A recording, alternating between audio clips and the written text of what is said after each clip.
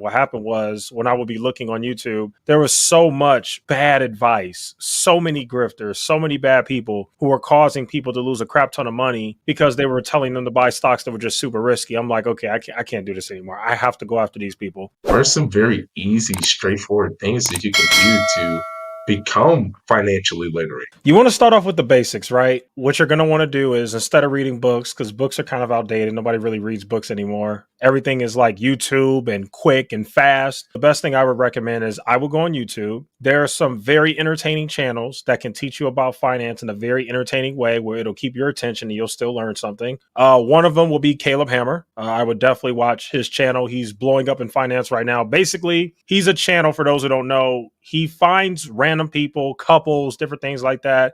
He brings them to a studio. He reviews their finances, their bank statements, everything about their financial lives, and he just roasts them.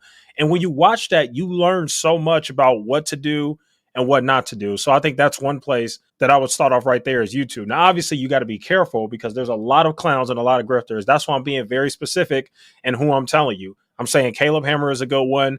Dave Ramsey, his advice is a little outdated in some instances. But again, if we're talking about just an absolute beginner, that would be the great place to start. So I would say like Caleb Hammer, even like a clear value tax would be good. Dave Ramsey, people like that. That's a great starting point from you. And then from then on, your curiosity is going to kind of expand and then you'll figure your way out. Trust me. You're going to have to learn somehow. Someone's going to have to be there to teach you from any way. You can do a traditional method like reading books or taking an actual class, a college level class, accredited class, whatever, unorthodox or newer versions, such as what you're saying with YouTube and I don't remember what they're called, probably like Patreon or something like that, where you get into these little spaces where they teach you about finances and things. But you're going to have to learn. I would say the best advice is effort.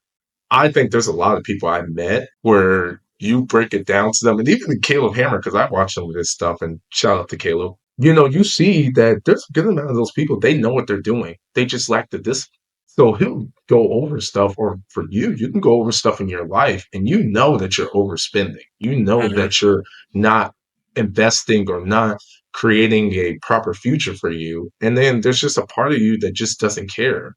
I can't force you to care at the end of the day, unfortunately, I can't force you to care. But what I can say is the effort is very important because at the point to where you actually want to care, for a lot of people, it would already be too late.